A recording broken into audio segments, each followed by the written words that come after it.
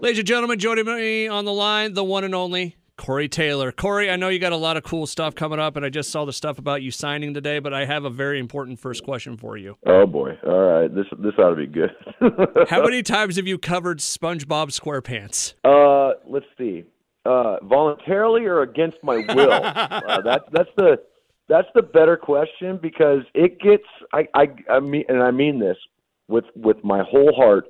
It gets yelled and screamed at me at every acoustic thing that I do 100% of the time. And it's almost distracting at this point. And I always say the same thing. It's like, you miserable little... I've been doing this now for almost over 26 years professionally. And I've written hundreds of songs, literally. And this is the song that you guys, I'm like, I can't even,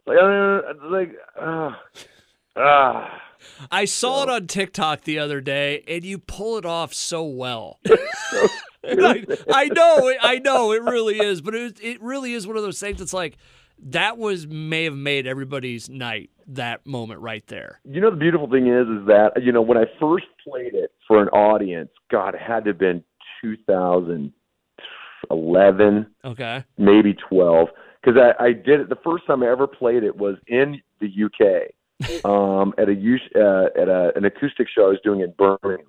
It was one of the first shows that I was doing to promote Seven Deadly Sins, my first book. Yeah, and the reason I played it is because my son was there, and my niece at the time, and I had them get on stage, and I had I learned it so I could have him sing it with me and have the audience sing it. And Griffin froze up. Like, it was the first time he was really on a stage, and he froze up, and he was just like, "I'll get you for this, Dad." And I was like, that's the funniest thing I've ever heard. It was just so ridiculous. So every time I sing it now, I can't not think about him looking like Harry Potter in the UK, Little did you know he would get his revenge, as everybody on the planet would ask you to sing it from now on. Yeah, I'm just like, well, there it is. That's the uncanny revenge of Griffin Taylor, ladies and gentlemen. Corey Taylor on the line with me. Where are we at today, Corey? I'm actually at home in Vegas right now. I moved out here about 15 years ago. I had a house in Des Moines as well, and I was kind of splitting time, but once Griffin turned 18, I realized it's like I was in Des Moines less and less, and even though my family still lives in Iowa, I moved out here because of my daughter. So, I pretty much am out here full time now. Very cool stuff. You got the show coming up. We'll get to that here in a second. But the news came out a little bit ago. I was seeing on Billboard. You signed a new deal, BMG. I did, yeah, BMG, man. And they gave me my own imprint, which, time will tell if that was a bad decision for them. But, no, dude, I'm really excited.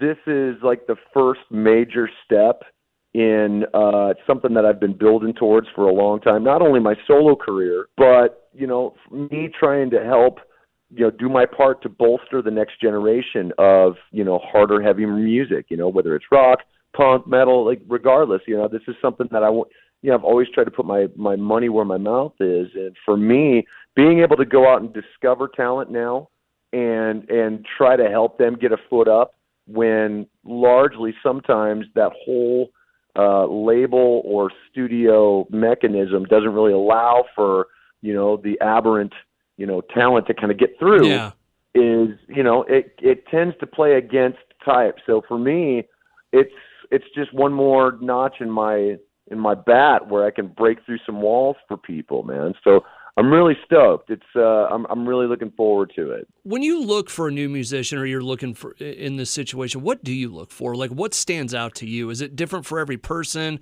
Like just magic moment? Yeah, I mean, it all depends. Yeah, I mean, the thing that I look for really first is something that catches me. I look for passion. I look for the ability to really pull it off live, which to me is a dying, and I mean live. I don't mean, iPads and MacBook Pros and all that stuff. Yeah. I mean like a band that's up there, gritty, raw, flaws and all. I mean, So you don't have to hit all the perfect notes to make a perfect show. You know what I mean? Like, I want something that's real.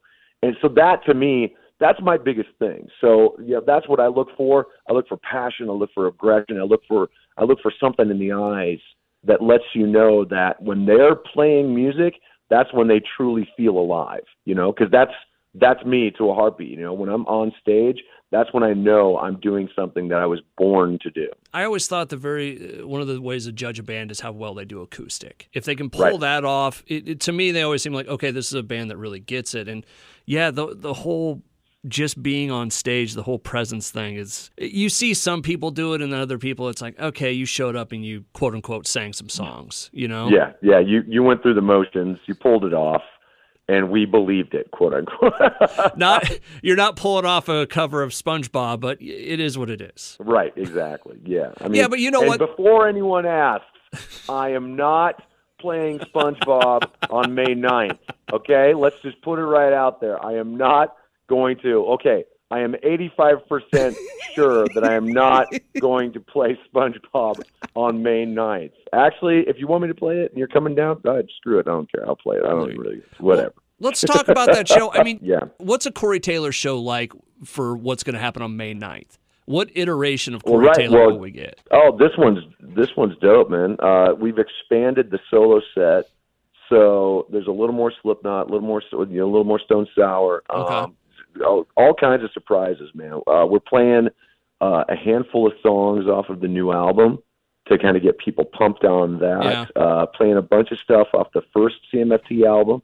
I mean, we've kind of put it together to kind of get people stoked. Because this is the last little run before I finish stuff up with Slipknot, and then heading into the fall when we really do the big push for the album to come out, which we're hoping is in September. So this is just a quick little runner, and that actually, I believe the last show is about, I want to say, 2.5 weeks before the first single actually drops. I think it's going to happen in May. So we're really, really stoked. We just shot the video for the first single, and it came out incredible. So we're stoked on that. So this is just a quick blast through to kind of get our feet underneath us and really start, making the big plans for 2023. Corey Taylor on the line. He's going to be at Horizon Events Center May 9th. Got details on the page. Hey, Corey, can I go back in time with you for a second? Yeah.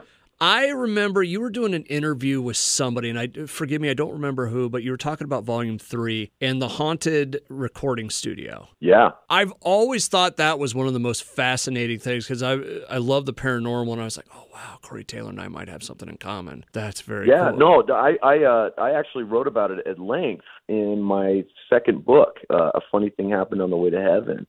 There's a whole chapter in there on it, on my experiences at the mansion. Everybody wants to call it the Houdini Mansion, but that's incorrect. He never lived there.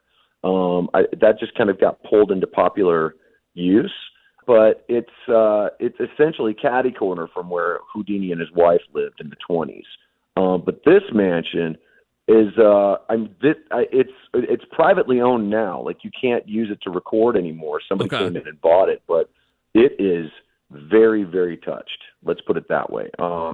Just from the things that happened, I mean, to all of us, actually, it was pretty crazy, man. And it was one of those things where I look back and I can still feel it. I can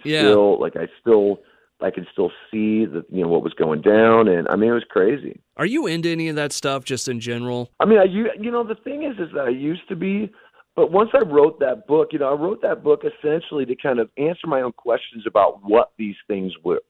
Yeah. Because I've never been what you would call a religious person or a spiritual person. I've always had a very pragmatic look at life, and for me to have experienced these things and yet have a real foot in, the physical world, it was something that really bothered me. I couldn't make peace with it.